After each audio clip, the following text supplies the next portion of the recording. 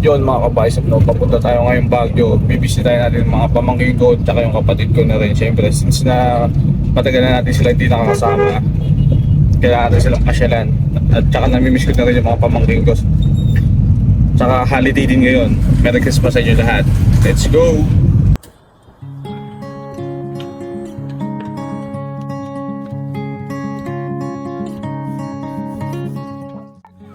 Yun mga kabaisip, nandito kami ngayon sa Mirador Park. Tignan nyo, ang ganda dito.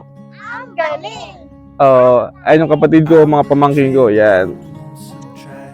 Hi! Set my eyes on the wild and won't look back. I will follow where my heart reacts. Kapag nagaling lang ako sa buhay, dito ka lang tumira sa Prayer House of Faith, no? Like Abraham. Si Abraham yung the father of faith, no? Si Job, mga ano yan, mga malalakas yung pananampalataya sa buhay. So, ikaw, kapag nagaling lang ka sa buhay, tumira ka lang dito sa Prayer House of Faith. Lalakasin yung pananampalataya. In Jesus' name. Ganda dito po, may bamboo, kaso may mga mongoloid.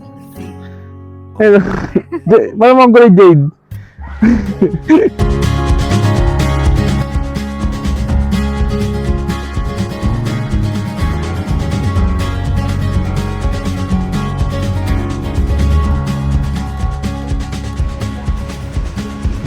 Climbing up from the valley, seeing places and faces I've never known. I will follow to the open road.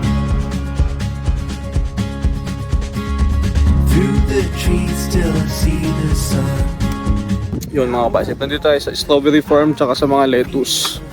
Sobrang dami, grabe. Dami din namimitas.